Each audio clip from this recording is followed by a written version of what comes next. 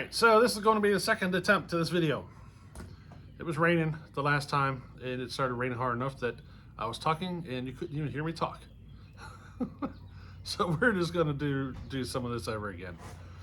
So, to move on with it, we're going to compare a ported 372 clone to a ported alcohol and expansion chamber version of a 372 clone. So both of them are going to be 372, both of them are going to be 372 clones. One of them is going to be ported. The other one is going to be a ported alcohol expansion chamber style of build. I just finished doing some video, and it was like, so I went for like 2 weeks where I was running nothing but that alcohol 372, and then I did a video. This last video I did was on chain, showing about how the sharpness can affect it and cause it to cut crooked. Well, as soon as I put that ported saw into the wood, it was like very noticeable to me of how much faster, or that the alcohol saw is actually, you know, a decent amount faster. So today we're going to kind of compare them and see, you know, just see how much of a difference there is. I know it is faster. It was obvious as soon as I started cutting the wood. So the question is, how much faster, you know? The regular ported 372 is on a 7-pin sprocket, and the alcohol one is on a 10-pin. So all this extra work I did to the saw helped me move it up to a 10-pin sprocket with the alcohol and expansion chamber. It's just, I'm not 100% pleased with the build yet. I still want to go into it. I want to see if I can get a little more RPM out of it. So, you know what I mean? I want to get about 1,000 more RPM or so out of the saw. So there's still some tweaking coming down the road, but at least we can kind of see where it is now. Now the tachometer I have built on or attached to the saw or whatever, it's behaving horribly. Very, very slow to respond and give me a reading. Some cuts it won't even give me a reading at all. And when I do get a reading, they've been coming up at around 12,180 RPM while it's deep in the wood. I'm going to grab, I have a handheld here. Over the winter, it didn't want to work over the winter, so I don't know if it was really cold temperatures or what. So we're going to try it again here one of these days and see if that tack reading is accurate. I got a feeling it may not be. It might be a little higher than the 12,180, so we're going to see, you know. But for today, we're going to kind of compare these two saws and kind of look at how one is faster than the other. And it'll be kind of a way to document how fast the saw is now, and later down the road as we put more into it, you know, see the kind of gains we get into it, you know what I mean? So yeah, let's go ahead and compare these two saws. Alrighty.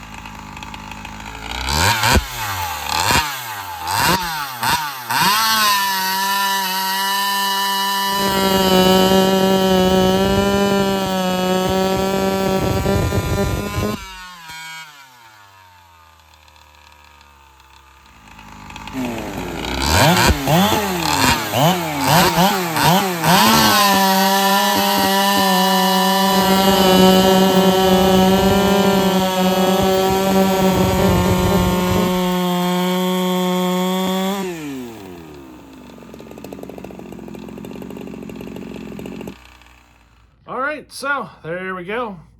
Alcohol saw is definitely faster, right? Definitely.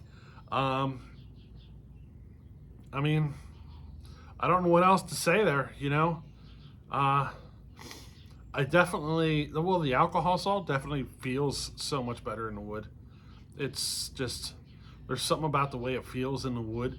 Like it has the power to pull the chain with ease, all that stuff, you know? And it's just a matter of sticking the saw in there and letting it eat, you know? I'm really enjoying that saw now.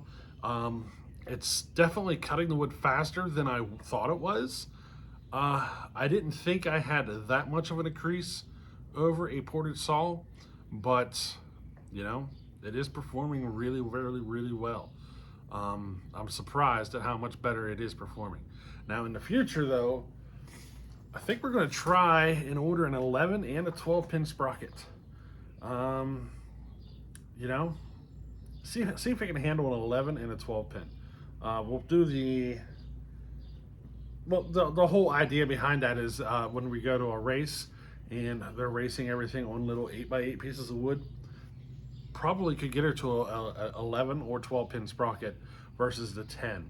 The 10 seems to be limited to about like a 15, 16-inch piece of wood, somewhere around there. You start kind of getting borderline on falling off the pipe, you know what I mean? Like the pole might be a little bit much. Now I could probably do a less hungry chain if I went bigger on the wood than that, but if we're going to go smaller on the wood for the races, like 8x8s, I think an 11 or 12 pin sprocket might be beneficial, you know? So I think I am going to order them. They're really expensive. You ever looked at them? They're like $50+ a piece. That's expensive for a sprocket, especially whenever you think you can buy like 7 and 8 pin sprockets for, what is it, like 3 for $20? You know what I mean? So yeah, they're expensive. And I think the max is like 17 pin, I think. And these sprockets are all meant for firewood processors. They're meant to go on a hydraulically driven firewood processors. So that's the kind of sprocket size we're getting into now, is the stuff that they run on processors, you know? But anyway, hope you enjoyed this video. A little comparison on those 372. Alrighty, later.